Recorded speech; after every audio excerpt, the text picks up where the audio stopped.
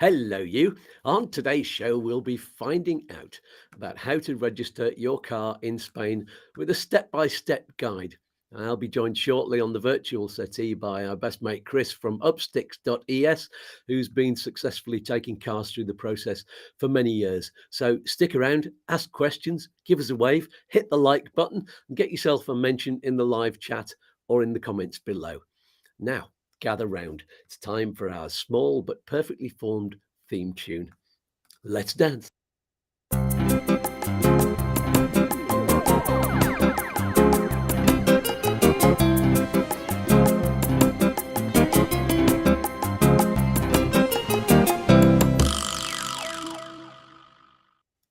Groovy, baby. I should have flashed this up as well at the same time. There you go. We've got t-shirts with that on. Just before I bring in Chris, don't forget to make a note of our website, YouTooSpain.com, where you can find loads of resources and links that you needed for your move to Spain and for living here. Some of those links we're going to have to update because we've noticed, and it was Chris's office that mentioned it, some of them, the extranjerias, they've gone on to new links, and so some of them are out of date. So we'll get them updated as soon as we can. We have a free newsletter at the beginning of every month on the website, so sign up for that. Doesn't cost you a penny. And also check out the other links in the video description below. You use those links and it helps YouTooSpain without costing you a cent. It's a win-win-win with the cherry on top. So yes, you can get all of those catchphrases on our merchandise, t-shirts, hoodies, mugs, and other stuff like that in different colors. And if there's anything that you'd like to see that we've not mentioned, then give me a shout. I'll sort it out and I'll put it there so you can buy it. So without further ado, let's meet our lovely guest for the day. It's Chris from Upsticks. Hola, Chris. Hola, good morning. Good morning. How you doing? It looks like the sun's out for you.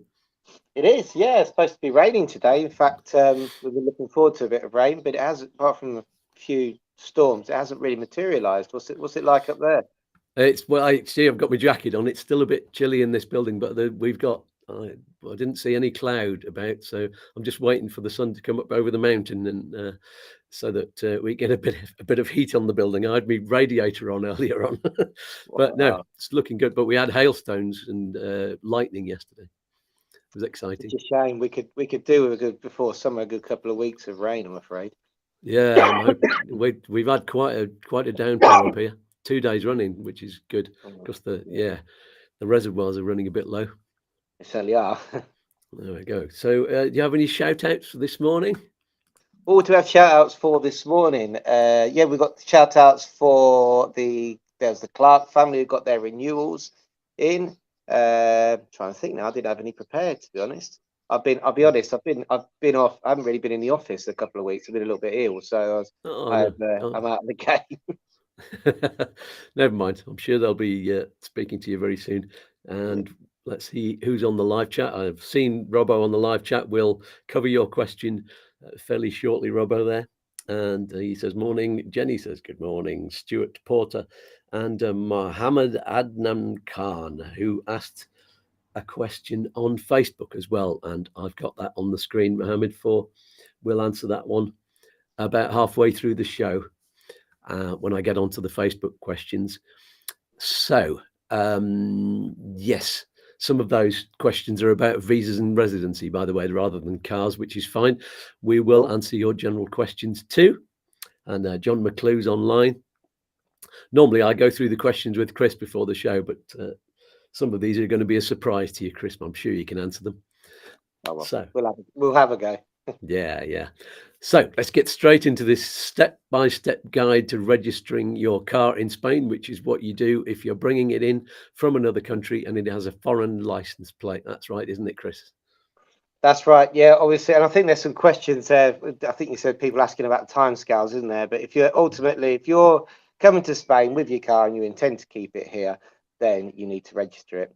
That also goes for people who are non-residents and are coming here to leave a car. We've got quite a few people who are bringing cars and leave them at their residence here, and then come over and drive them when they take their holidays or come within their 90 180s as well. So if you intend to leave a car here, you need to register it.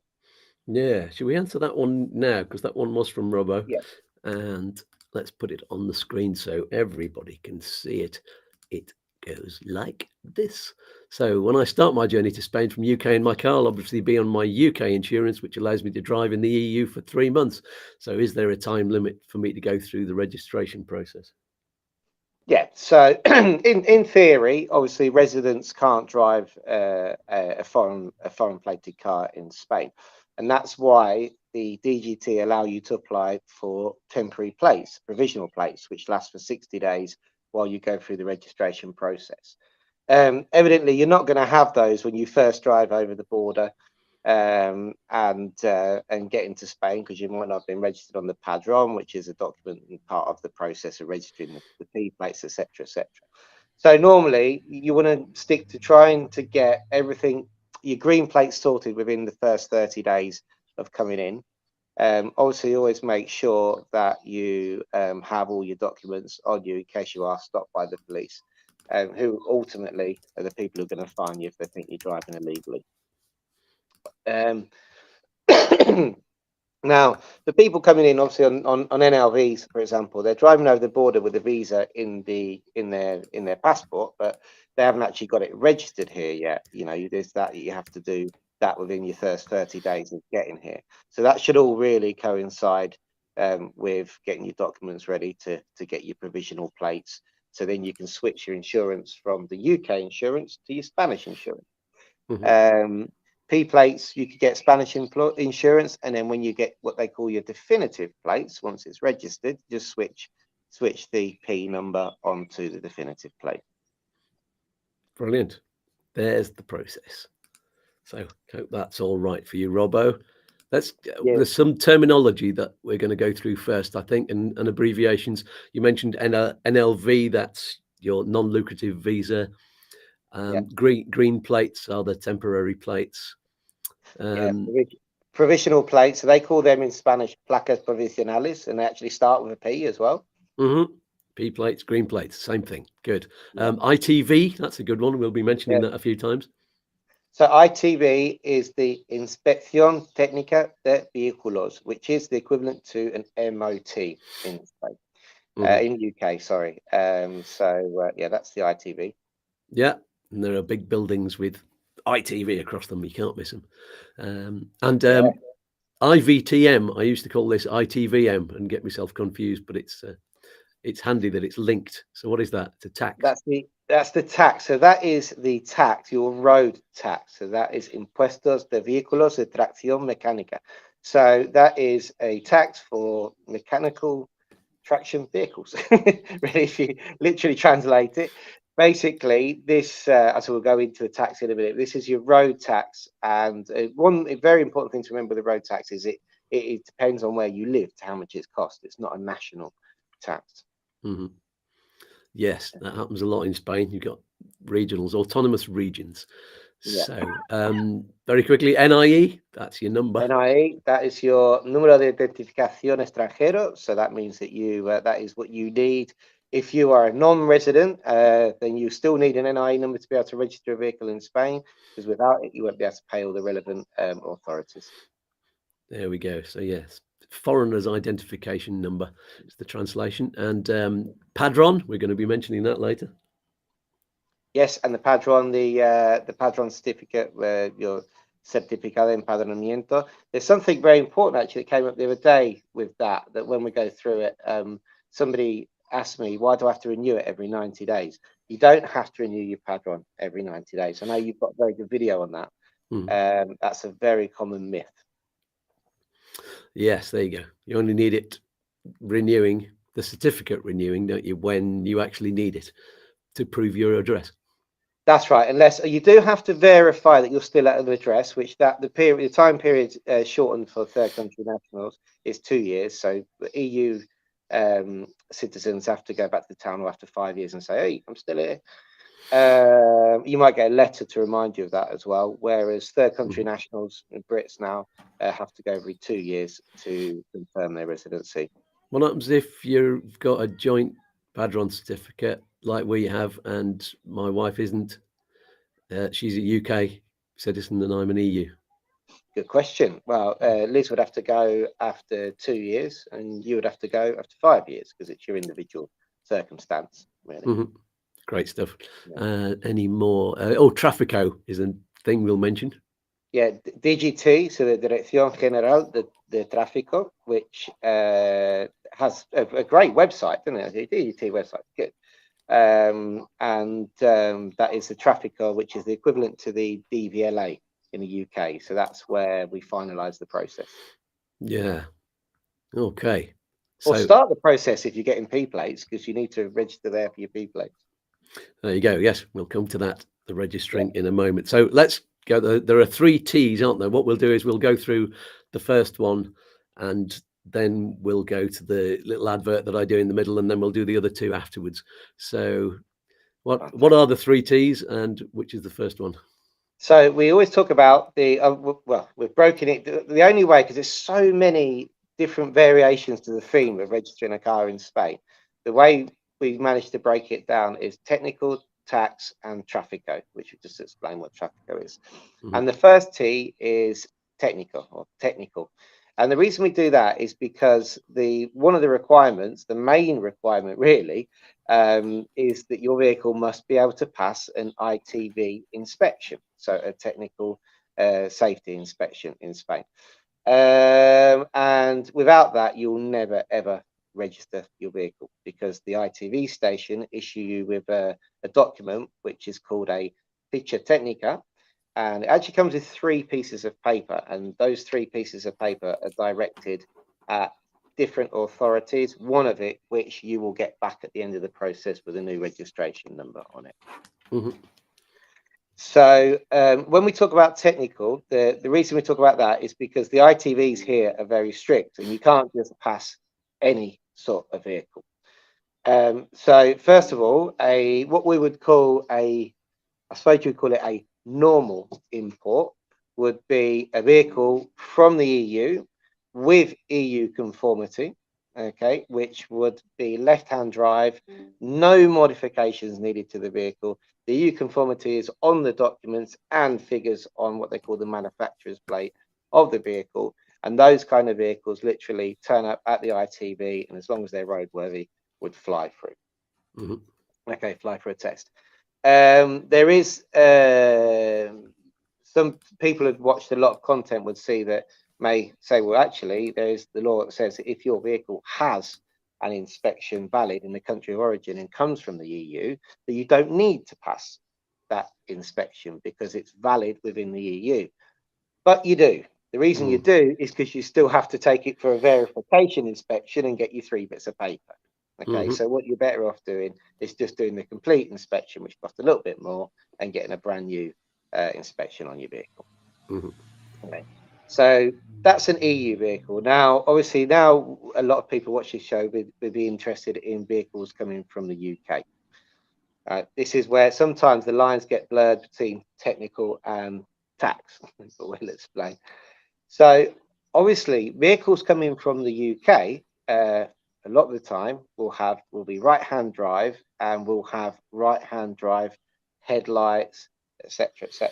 So right at the beginning of the process, now this didn't used to be too much of a problem back in the day, 2008, 2009, you know, before 2010, because a lot of the headlights were halogen, so you could literally get here, buy new units, put them in, and go. But with technology as it is now, some headlights with LEDs and xenons, etc., you can actually switch them on using the technology on the vehicle. That can happen on a few Mercs and BMWs, and I've even seen it on Land Rovers.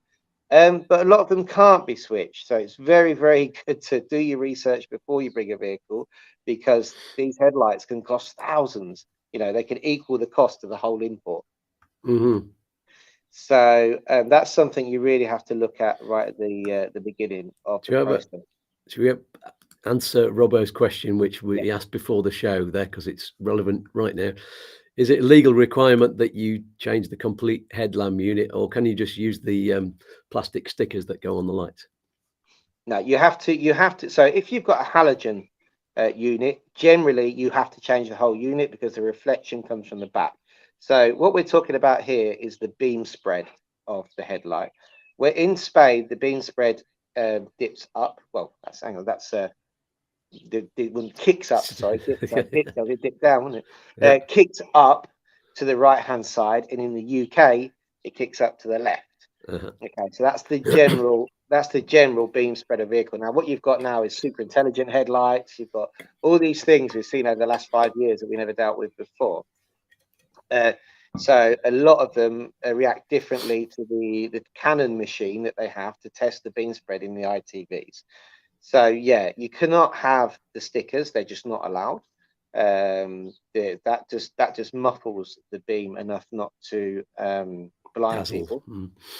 And what you have to be careful of as well is that a lot of vehicles say that they are adapt for left-hand driving, but they don't actually get rid of the kick. All they do is lower the beam and center it in a different way. And then when you put it on the machine, all it does is it puts the kick out of the dazzle point of the oncoming drivers, but it's still not a pass in the ITV. So a colleague of mine recently had one. It was so tight. I've never seen anything like it. It flat beamed, but there was a small kick, very small kick, and they just wouldn't pass it. New headlights. They said no. Oh, that's tight. They are tight at the moment, the ITVs. Yeah, so it can be really, really expensive if you've got some kind of modern intelligent headlights to change the whole thing. Normally, I mean, this is why we always say now, check it out before you come. I mean, when we're doing the NLVs, we're talking to people probably a year before they're coming. They're talking about the car. We're saying, look, just get it checked out. Make sure that you can get the headlights, and also things like the rear units, the fog light. Remember, we overtake on a different side in Spain, so you have to have a fog on the left-hand side or double fog. A lot of vehicles in the UK only have fogs on the right-hand side. Oh, there's a question relevant to this. Stuart's saying, other than headlight alignment, fog light on the correct side, are there any other quirks for the ITV? He said he's heard front tyres need to be the same make. They are tight on kind of tyres, aren't they? They are. So yeah, that's a great comment. So other things that could fail an ITV are the tyres in the UK. They don't seem to respect the speed and load rating of the conformity of a vehicle. So the conformity of a vehicle is when we're talking about vehicles, a lot of vehicles in the UK still have EU conformity and still abide by EU conformity, and that's the technical specification of the vehicle. Okay, so when you go to your technical inspection, you're going to have to take one of two documents with you. You're going to have to take a document called a Ficha Técnica Reducida, which is the equivalent to certificate of conformity done by a Spanish technician, or certificate conformity. The ITV won't work from the original documents of the vehicle. They want to see this extra technical vehicle information, because then they verify the vehicle against that. Now, inside of that technical information is the tyres that the vehicle can use. Now, in Spain, tyres have to be the same on each axle. They can vary from front to back, but they have to be the same on each axle. And generally, the specifications are quite high. And in the UK, a lot of the time, they don't abide by them. So it's good. We've got one, for example, at the moment, where one of our clients has actually paid to have the Ficha Técnica done by a Spanish technician, so they can just check, what they need to do before they come. So that's something to check the tyres. Other things are unauthorized modifications. So in the UK, you can put things like tow bars, side steps, etc., on vehicles which aren't included in the specifications of that vehicle. In Spain, that is classed as an unauthorized modification and will fail. We have terrible problems with tow bars. Tow bars are awful. So things like, another thing which can be a problem if you're bringing a vehicle from the UK is if you've had tinted windows. So in the UK, no one seems to put the EU stamp on a tinted window. They just put the films in, and it's on, and you're good to go. In Spain, when you have tinted windows installed in a vehicle, you have a certificate and an EU stamp on it. The way they tell that is when they check your vehicle, you see those little numbers on your window. If there's a V on it, it means the tints come from the manufacturer. If there's not a V and the windows are tinted, that's how they tell you got film. So yeah, there's a few common fouls. Other things are, obviously you have to have the speedo in kilometers, albeit digitally. Yeah, so that's about it. That's about it. There you go. I'm just checking the questions on the live chat, seeing if there's anything else. But yeah, John is asking, when I come over later this year, I'm driving across with my car. Can you advise me what I'm best to do, as I'm planning to sell it straight away? He's over in Campersol in Murcia. Hopefully sell it privately. I actually brought an Irish car over and didn't get it registered in Spain and sold it to somebody up in Almeria, I think, or Alicante, and sold it really quickly on Facebook Marketplace. Actually, I had loads of offers within about 5 minutes. So there are people who will buy your car. Yeah, just have probably market before you come. If that's your plan, there's absolutely nothing wrong with putting that plan out there. You know, we kept ours for about 3 months because we had to wait for to find the house and then get the padron, and then before we could buy the Spanish car and get the NIE and everything. Yeah. There we go. Hope that answers your question. Dazzler is saying he's got a Spanish car, Spanish license. He's changed the address and has no idea how to change the car documents. Also, I need to get an eco sticker. Again, not a clue. Eco sticker, best place is the post office. Get down the post office, they'll get you one. That's not a problem. And the DGT, if you're here and you've actually got a digital certificate, you can change all your address and everything using that online. Very easy. What if you haven't? So, yeah, I mean, probably look at your video now to get one if you haven't got one, because it's just the easiest way. Yeah. So I did it actually for the first time on my stuff when I moved a year and a half ago, and couldn't believe how easy it was. Yeah. So, yeah. I find I managed to.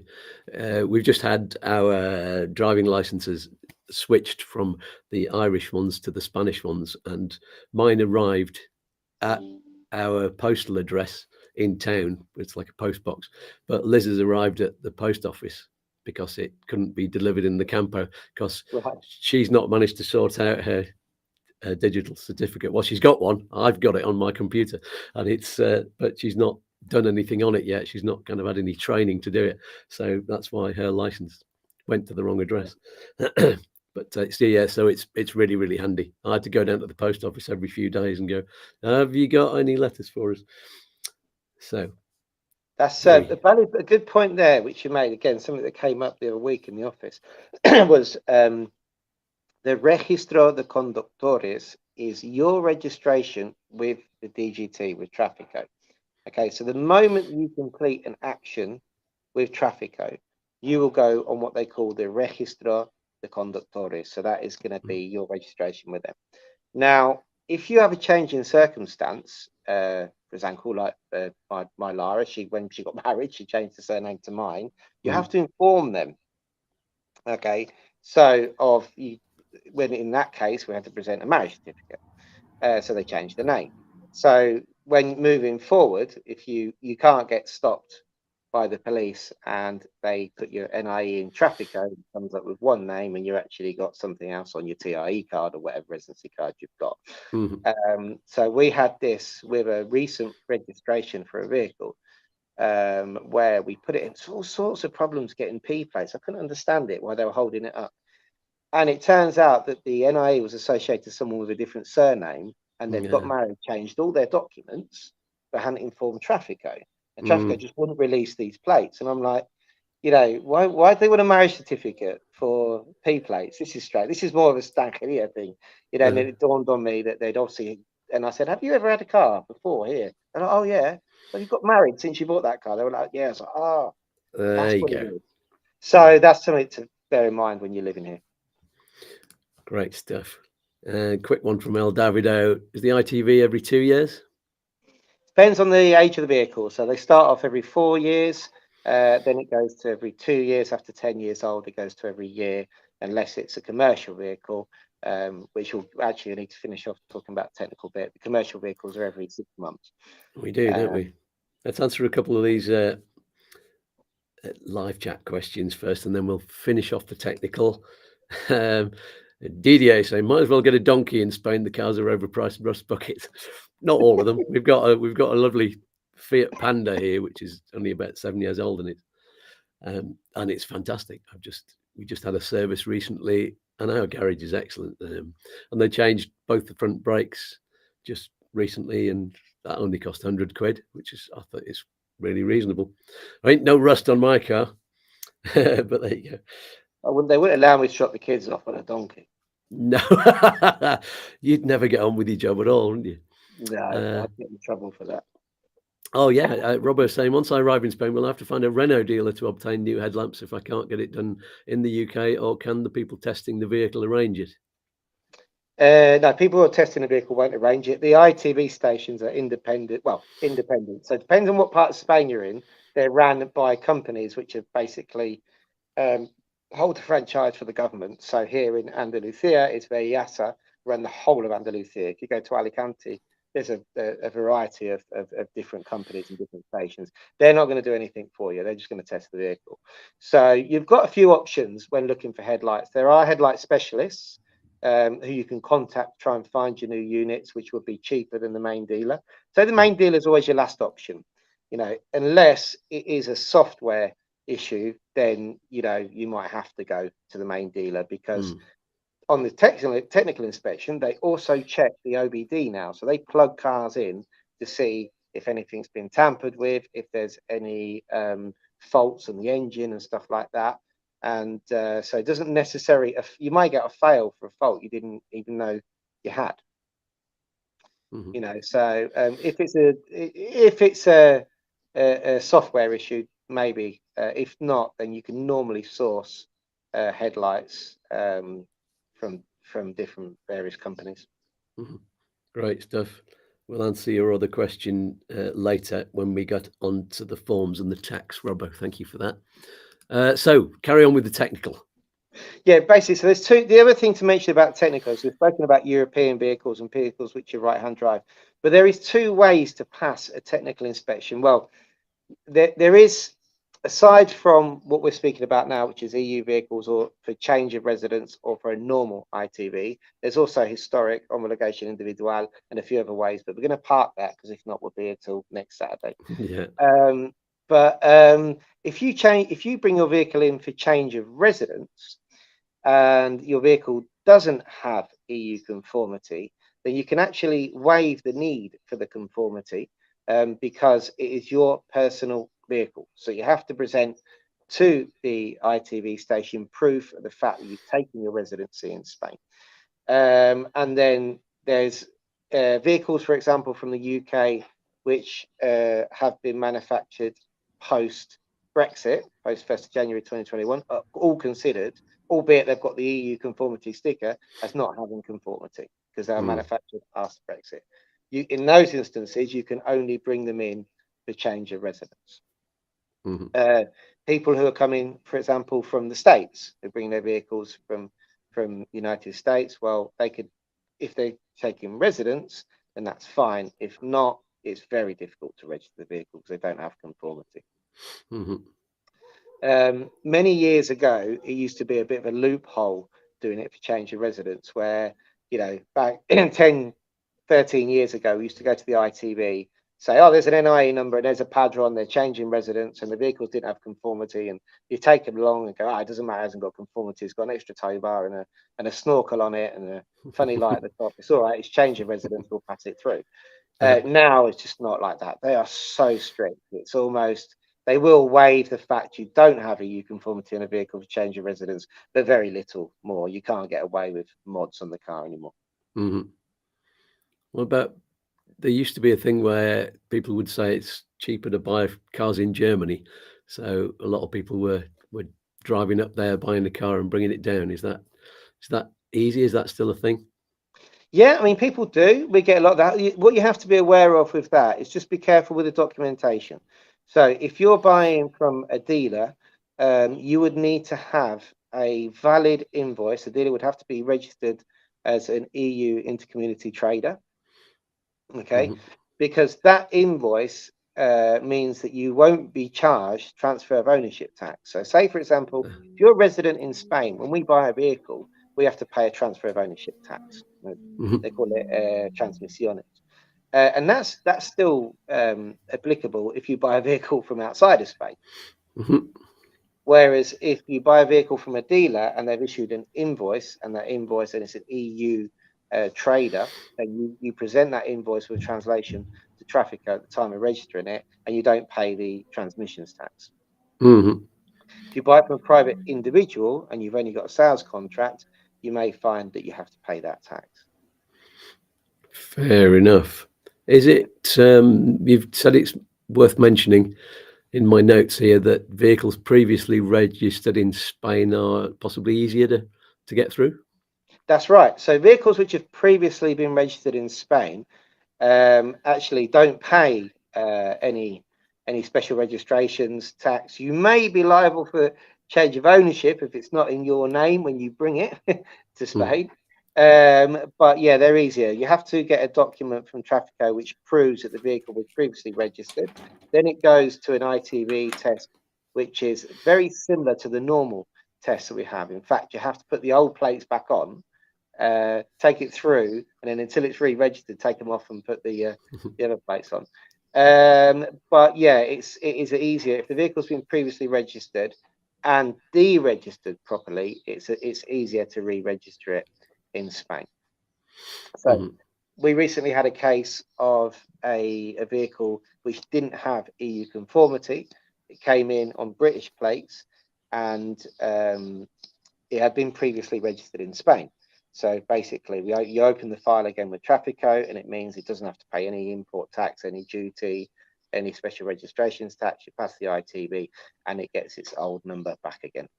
The only thing I would say about that is the warning would be make sure you do a vehicle check on it first, because if it hasn't been properly deregistered, it may have debts in Spain that you can't recuperate, or be currently registered to someone in Spain and not have been taken off the system, and you've got no way of changing the ownership. Right. Anything else we need to say about the ITV process, the technical, before we have a quick break and move on to the next bit? No, I think that's more or less it for the technical. Brilliant. Okay then. So we're going to have a quick message now from me and my alter egos before we move on to the other bits. So we'll see you in almost exactly 2 minutes. Are you getting something helpful from this show? Are you enjoying YouTooSpain? Then click on the thumbs up and subscribe to YouTooSpain while you're here. And click on the bell for notifications. It's all free, but it's worth loads of money. I need coffee to keep my picker up. You can donate coffee to us all. There's a link in the video description below, or use the QR code. It'll be in the top left-hand corner of the screen after this message, sweetie. But that's not all. You can support YouTooSpain with a regular monthly amount. It's only a few quid. Oh, he's worth a lot more than that. There's a link below to Patreon, where you can find out what extra groovy things you get by helping out. Oh, I'm all a quiver. One more thing. Get on with it. There's an important guest twiddling their thumbs. All right, calm down. The lovely video watcher needs this. Go on then. There are lots of other links to vital things below. Like what? Well, do you need private healthcare insurance? Yes. Do you need a visa or residency? Do you need to exchange currency? What about finding a property? Or getting tax and pensions advice? Or getting a Spanish mortgage? Or getting documents translated and apostilled? Or getting a medical certificate? Or finding a lovely little app for learning Spanish? Do you need the best mobile phone provider? Or a digital business card so you never need paper ones again? Or do you just want one of YouTooSpain Spain's t-shirts with a slogan on it. You can even get discounts on dental treatments and get a lovely little smile like Scats. All of those links are there, down below. If you can't find them, ask me in the comments. Is that everything, darling? I need to get my nails done. Probably not, but let's get back to the show, shall we? Back to Scats in the studio. I wanted to say that. Oh, stop being beastly, you two. You too, Spain. Over to you, Scats. I just made it back in time. Fantastic. Thank you very much, Scats, Walter, Tommy and Dick, for joining us. If you have any questions for any of them, then ask in the comments below. I'm sure they'll be happy to answer you. Let's move on to the residency question. Was that video a little bit wobbly for you, Chris? Were there some sound issues? No, it was just fantastic. I was laughing. I was thinking, as I'm watching it, I'm thinking you need to give a prize to the person who gives you the best photo with one of your t-shirts on. Now, we're going to see someone on top of the Eiffel Tower or something with it. Yeah, what a good idea. I'm going to have to get some myself so I can demonstrate them, model them on the show. Yeah. Let's get some strange places with the t-shirts on. That'd be hilarious. Fantastic. Okay, let's have a look at some questions we got on Facebook. As I said, some of these aren't about cars, but we'll get one from Datobi. Right, where is that one? Let's find it. He had an excellent question. And there it is. Thanks for the great video. Short question. Oh yeah, this is about the payment form, the 790-012 that you use to pay your fee at the consulate. Which address should I use? Because I don't have a Spain one right now. Can I use my UK address? And what should I put in the box? Tipo de via, type of street, from my UK address. Now this is a good question, because I have a bang of contention with the Manchester consulate. We always use, or did always use, on our applications the Spanish address that you use for your application. So whatever happens, albeit you haven't got a Spanish address at the moment, you will need some sort of correspondence address for your national visa application form, your EX01 and your 790. Okay. So you don't have to take proof of that address. The correspondence address is fine. The reason being is because when they make the consulate make the application, they have to direct it at one of these subdelegaciones, wherever you're saying you're going to go. Now, with the Manchester, so this is with the London and Edinburgh, we still continue to use the Spanish address of which you use on your forms. For Manchester, out of nowhere last year, they started, they shouted at a couple of our clients and said, you put the wrong address on, you have to put the UK address. Right. So currently, as it stands, because we know these things change as they depends on who you get behind the desk, Edinburgh and London, you should put the Spanish address, which you're going to use for the rest of the application forms. And for Manchester, you need to put your English address in there. Tipo de via is the street. Yeah, there you go. Hope that answers that one for you, Toby. I don't know if that's your name, Toby, or Toby. There you go. And the next question, just take that one off. Oh yes, Mohammed is here. Let's answer his question now. And there we go. This is about the family reunification visa. So I've applied for my husband who's in Pakistan. So he's living in Spain, he's a resident. All the documents are good, but from the Extranjería in Barcelona, I get notification to give them the Padron certificate, including your husband. But how can I register him at home if he's not here in Spain? Interesting question. Yeah, you shouldn't. It's my understanding that you shouldn't do that until he gets his resolution. So, I think I've seen that with somebody else that was that I read actually this morning on Facebook. Somebody else was asked for that as well, and the answer was no. I think they're just looking for evidence that you've lived together previously when you were back in your other country. Yeah, there might be. I mean, they might be lost in translation, and that's in that respect. They might just want to see more evidence of cohabiting. As you say, in the country of origin. But it's my understanding for the family reunification that the person can't be on the Padron. It's the opposite. Yeah, absolutely. And they're also asking him just down below there for the certificate convincia. too, which really makes me confused because that's living together as well, isn't it? That's right. I wonder if they can get an equivalent to where they used to live in Pakistan and send that in with an escrito. So you could, if you get whoever's helping Mohammed there, if you or Adan, if there's something like this which is a bone of contention, you can actually go back to them with a letter called an escrito explaining why you don't understand the request and presenting other documentation which you deem to be correct. And they may come back to you and explain why in more detail. We recently had a case like this regarding the criminal records, where for an EU family member they requested an ACRO certificate or a criminal records from the country of origin, which isn't correct. And we went back to them with an escrito and said, Philip, don't really understand why you're asking for this. This is an EU, etc., etc. Anyway, they came back to us and said, oh, no, and they explained. Believe it or not, they actually phoned me from Almeria, which is a wow. Yeah, it's a wow. That was a call that I definitely extended with as many questions as I could. And they explained that it wasn't the ACRO, it was a national criminal records check they wanted. And the reason they wanted it was because the Ministry of the Interior Ministry, the criminal platform wasn't working, so they couldn't check in Spain. So sometimes you have to go back and ask these questions. I think sometimes they put out a basic list that they send out to everybody and say, yes, you need this, and this.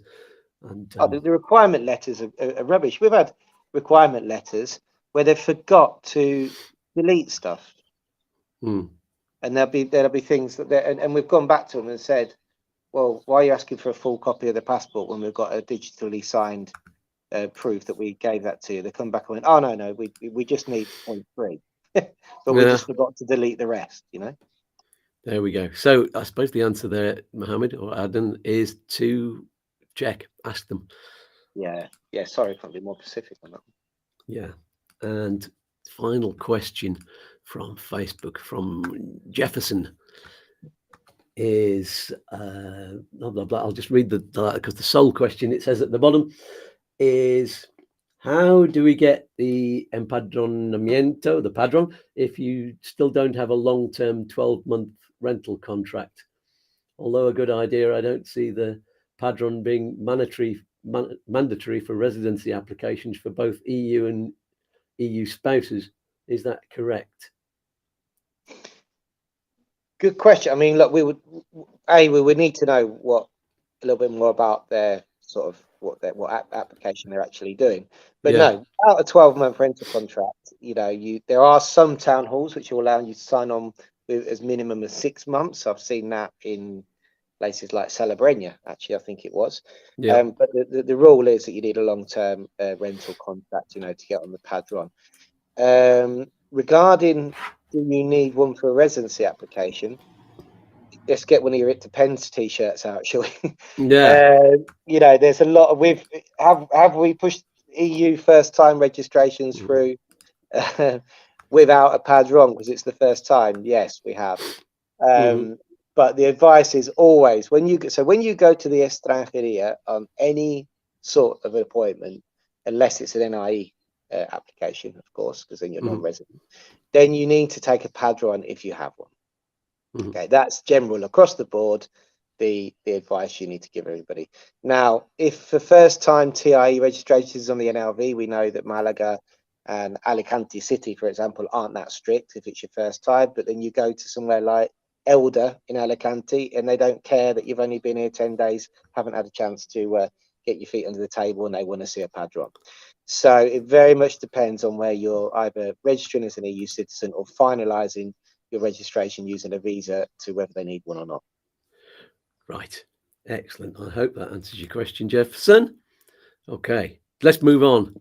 Oh no, you mentioned there were new addresses for the consulates in the UK. Yeah, I sent them to you via email actually.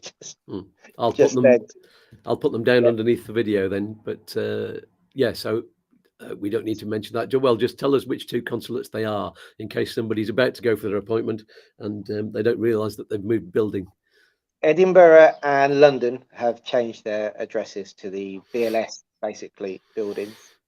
That's one shout out we could do because one of your viewers, Mr. Levitt, he was the very first non-lucrative visa application in the new building in Edinburgh this week. Ah, well done. Got a photo outside and a box of chocolates. I haven't seen the photo yet. Fantastic. So yeah, and so they've changed. That means that all of our content now have got to change. Yeah, absolutely. I don't know what I've got. There's all kinds of links on my website and everything. That's got to change. I did a whole video about it. So, wow. Yeah, gonna have to think about that afterwards. How much we've got to change. Maybe we should do a jolly to London. Yeah, absolutely. Yeah, that's it. Go and get some new content there for the BLS office. Cool. So let's move on to the second T, which is tax. Tax. So, we love tax, don't we? So don't forget the vehicles. The first tax we're going to talk about is VAT and duty. Now, if a vehicle comes from within the EU, it doesn't have to pay VAT and duty. But if it comes from outside the EU, then a vehicle would have to basically pay its dues, or you could waive the tax if you meet the criteria, which would be for change of residence. So if you have to pay it, then it's 21% VAT, 10% duty on the deemed value of the vehicle. And the value of the vehicle is determined by a thing called a BOE, which is the bulletin. It's the BOE in Spain is where all the laws are published. But in this respect, every year they publish the values of vehicles, and then there's a calculation added to that onto how much tax you'd be paying. Yeah. If you that's strange. You see it being big. Yeah, I thought I'd try that. I don't very often do that, but I need a shave now. People look. This is terrible. I never watched this on the TV. Someone said to me the other day, I was watching this on the TV. I'm thinking, oh man, it looks great. Yeah.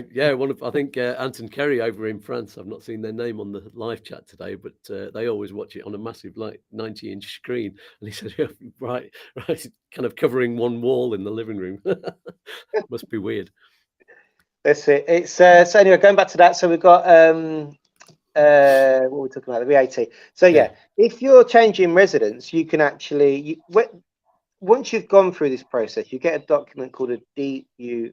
It stands for Documento Único Administrativo, which proves to the DGT Trafico at the end of the process is gone through customs. Okay.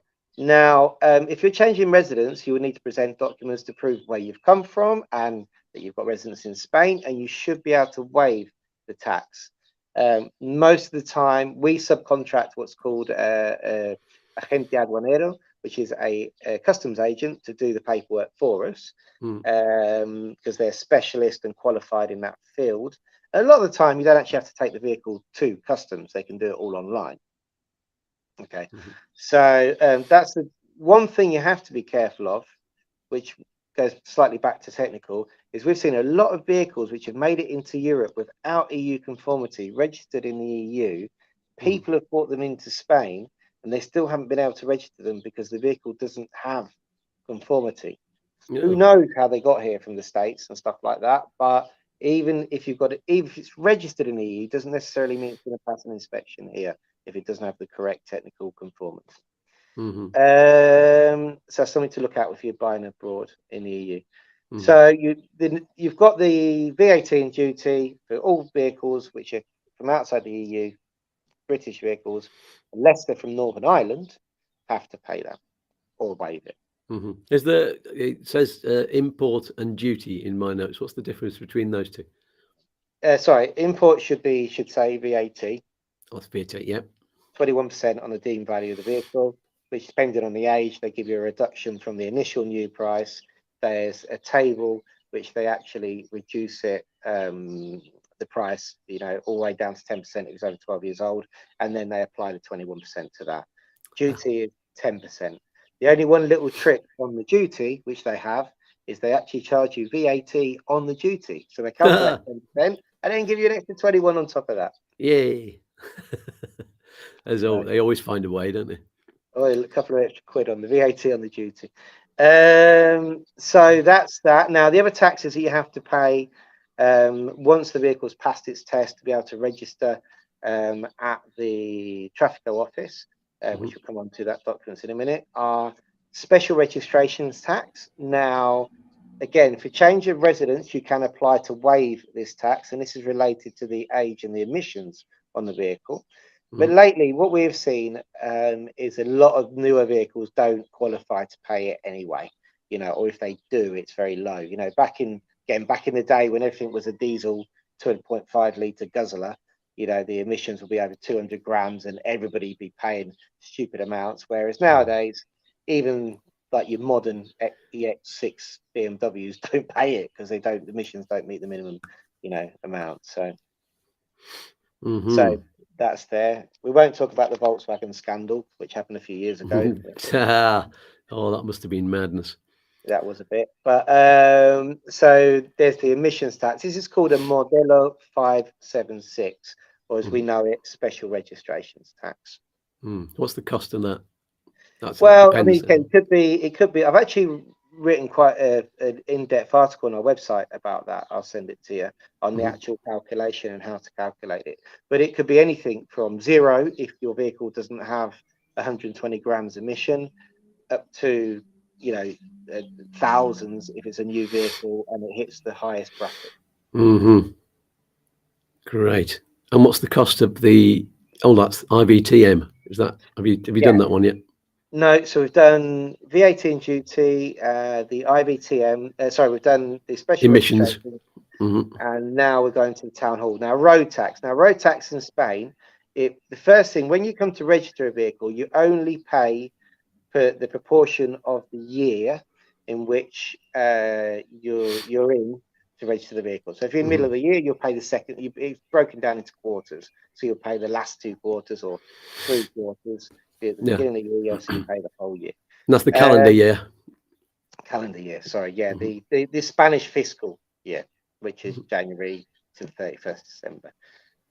This is why a lot of people who come to us in November time, if they don't really have to, we're like, do you want to wait to do the final registration until January because you're going to pay in December for a whole quarter, only take advantage of 20 days when you could just pay in January and start again.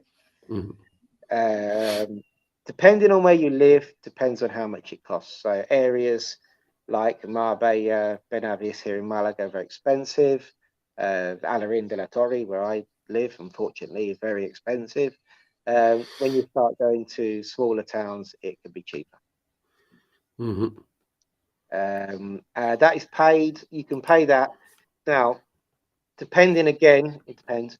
In Malaga, you have a thing called Patronato, and this is an organization which controls most of the town's taxes. And you can actually go to any office around Malaga, albeit that you're in Marbella, you might go to Alarin de la Torre and register your taxes there.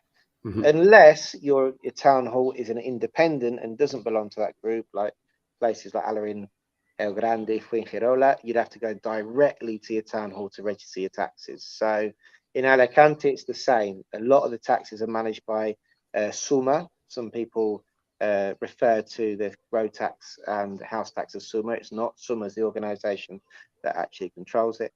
And some aren't. So you'd have to do your research on that front. Robbo's mentioned something about something you do back in the UK. If you're exporting your car from the UK, you need to complete the export section on your V5 form and send it to DVLA before you leave. Otherwise, you get tax reminders. It's good to know. Yeah, I mean, you can. What I would do with that respect, that's a great point. Is I wouldn't do it until the vehicle's passed the ITB test. Okay. The reason being is because you're not guaranteed your registration until it's passed that test. The other reason being, and I'm really glad that Robert brought that up, is for some reason here in Malaga and Andalusia, for example, they have a meltdown if you don't give them the full V5. But the right-hand part of the V5 has no significance at all. You can rip it off and you've got to send it back. But we've had all sorts of problems trying to explain to them, you don't need the full document. You just need that first 2 pages, the front page. So, and they're like, no, to the point where once we just had to go and get a duplicate. And so I would keep the full document intact until you pass your ITV, and then once you've passed, then you can send it off and deregister, which means you don't pay tax. Good advice. John McClue's asking, how can you check if there's any debt on a car if you're buying a Spanish registered car in Spain? Good question. On the DGT website, there's you can get a document called a nota informativa for a vehicle using either the Spanish registration or the VIN number. Now, most stores will be able to get this for you. We provide it for our clients as well. You can get it directly at the DGT. The only thing I would say is there's a few independent online companies which give you them as well, and we've seen some mistakes from them. So definitely, wherever you source your nota informativa, make sure it's the one that comes directly from DGT. You can request it, I think, from the website, can't you? If you've got a digital certificate. If you've got a digital certificate, it's easy. And I think it's got digital certificates about €8, I think, something like that. Yeah, very good. And you get renew your Padron certificate and everything. Loads of stuff. Not on the DGT website, obviously, but yeah. Okay. Mohammed says, thank you very much. And Robbo says, it all seems to be a hassle bringing your car over. Clearly easier to buy a car in Spain. Well, in some cases it is, but cars are more expensive, usually. It's a balance, isn't it? It's a balance, isn't it? I did a video recently on this, actually, when I took my car for service. We did a lot of research into it when we bought our car, and it seems that the depreciation curve at the top end is really good. So, something that's nearly new off the forecourt drops, but then after about 3 years, it levels out. And, the stinger is around 10 to 12 years old. We seem to be paying absolute fortune for these cars, which are 150,000 on the clock. Still look half decent, but they're just not reducing in value. Whereas if you go nearly new, then normally you can get a deal, but then obviously it means spending a lot more money. Yeah, but then again, you bringing your car over from the UK could cost you quite a lot if you've got modern headlights and high tech stuff.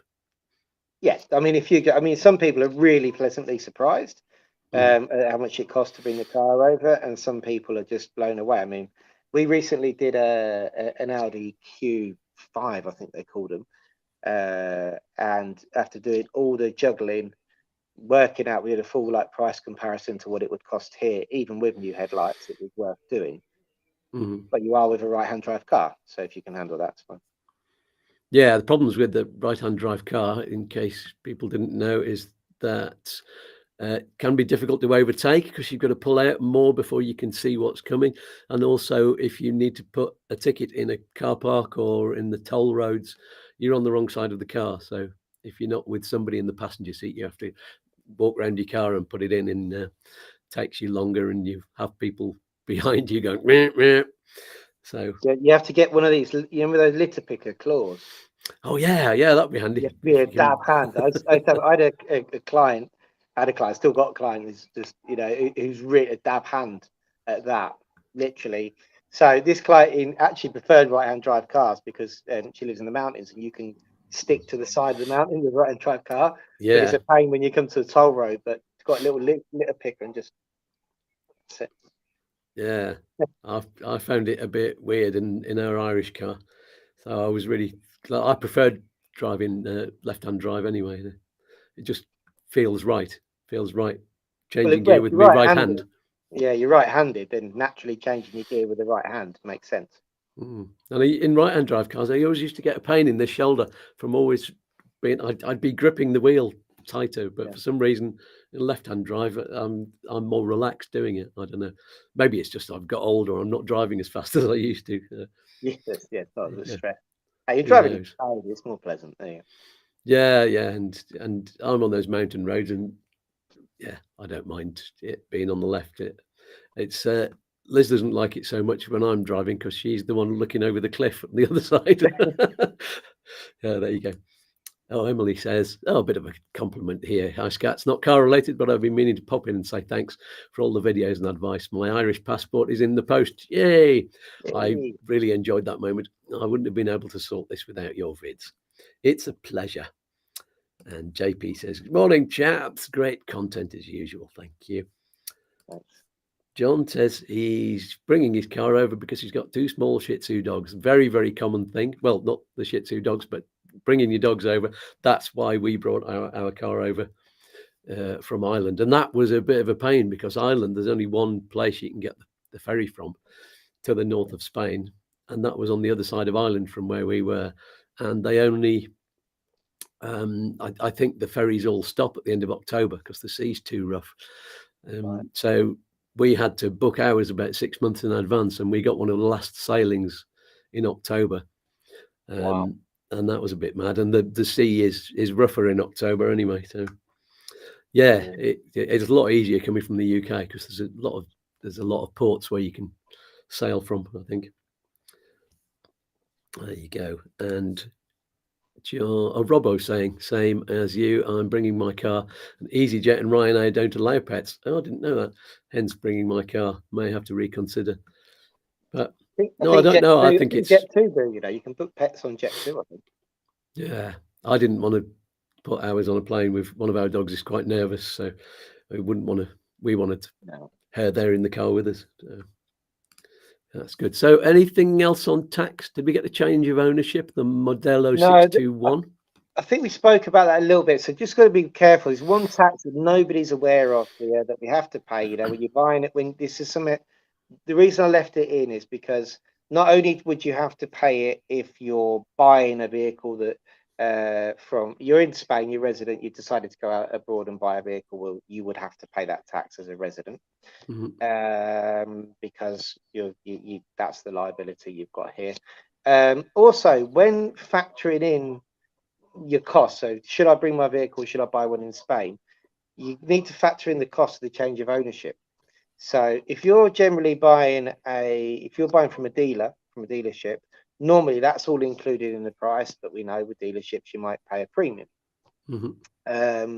Also, dealerships give you very good deals if you take their finance, but if you're a new resident, then you're not going to get the finance because they're going to see the history. So there's lots of things to be looked at there. If it's a cash deal with a dealer, they'll pay the transfer of ownership, but you might pay a bit more for the vehicle. If it's a private sale and you're looking to buy a vehicle here, then you will have to pay the transfer of ownership on the vehicle. So if you see a vehicle for sale, you need to also ask, well, how much does the transfer of ownership cost? Because that could add an extra grand to the price of the operation. Good to know. Okay, let's move on to Trafico, the third one. Have you got to get off near 11? I have, but we'll run through Trafico quickly. So don't worry, we'll get through that. So Trafico, basically, once you've got everything done, so you've got all your taxes paid, you've gone through your technical inspection, you've got all your paperwork, you have to go and register at Trafico, or someone will do it for you, basically. Now, if you're a non-resident and you've gone through all of this, well, when you're registering at Trafico, evidently you're not going to have a residency card, which means you're going to need your NIE certificate, but you will also need proof of address of where you're going to register the vehicle. So in a lot of non-residents who own properties, they have to use their property deeds because you still need somewhere to have registered the tax and prove where you've registered the tax. For residents, you would evidently need a Padron certificate, which has to be dated within the last 90 days, your passport, your residency card, and then the documents for the vehicle. Not forgetting if the vehicle comes from the UK, apart from Northern Ireland, because that's part of the EU in that respect still. Then you would need the DUA we spoke about from customs as well to prove it's paid its dues. Okay. Trafico then will issue you with a document called a permiso de circulación, which is your permission to drive, basically. So this means once you've got your ficha, which hasn't got a number plate number on it, which we know as a matrícula, número de matriculación. That is put on at the DGT, and they issue with this ownership document, which is your permission to circulate around Spain. With those two documents, you then have to go to a registered parts. They call them recambios, which is a spares place, I suppose. So where the auto parts sort of traders, where you can go and buy your brake pads, not all of them are registered to make up the number plates. Okay, so you have to find one that's registered. What you normally find is whichever Trafico that you go to do this operation, if you're doing it yourself, then you will find somewhere around there. There's always evidently somewhere to get your medical certificate done for your driver license and somewhere to make number plates. You know, you definitely, wherever you go, there'll always be one. So people are very entrepreneurial with that spirit. If obviously someone's doing it for you, then it's up to them to get them for you. Okay. Is that covering everything? Yeah, at that point, then you need to insure the vehicle using that number before you put the plates on. Yeah. And I did a video all about what documents you need to carry in your car, because there's quite a few, quite a batch that you're legally obliged to actually carry. So it's worth watching that video as well then. Definitely. And originals as well. You need to carry originals. Yeah. Yeah, I've got about 3 copies of everything. I've got some on my computer, some in my office, and some in the car, and the originals in the car. So that's good to know. Just tell us briefly before you go then, Chris, you've got an Upsticks Drive t-shirt on. That's you're making an announcement about that. We have, yeah, because we're now, obviously I'm extremely busy on the NLV fronts, and one of my passions is the cars, to be honest with you, but it's slightly been abandoned. So my wife Lara, who I think you've seen on here before on the show, is coming on board, and she's going to be running the Upsticks Drive. So we haven't separated it, but we've got a whole new section now called Upsticks Drive, and Lara, my wife, is going to be running the vehicle registrations. And she's not licensed still with me, so you'll love that. She's already cracking on and getting on, doing all the training, and yeah, it's exciting stuff. Yeah, brilliant. You're going to have a Facebook page or an extra website? So we'll have a Facebook page. We're already working on the website. It's not live yet, so we're going to have a separate website. We'll link to ours, but we're going to be very vehicle focused. So at the moment we focus a lot of our content on just moving to Spain and try to help people in that respect. But the driving is something that I haven't focused on the last 3 years, and it's something I've been registering vehicles since 2006 in Spain, and it's something I've always loved. So yeah, hopefully we can give it hopefully Lara is going to give it the kick of life that it needs, and we can have a new website and talk all about the driving in Spain. Brilliant. Well, when that website goes live, we'll do a quick show. We'll get Lara on as well.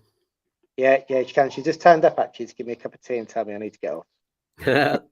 Brilliant. Well, we will. I'm going to announce. I'll wait till after you've gone, and I'll announce what we're going to be talking about next week, because you're on as well next week.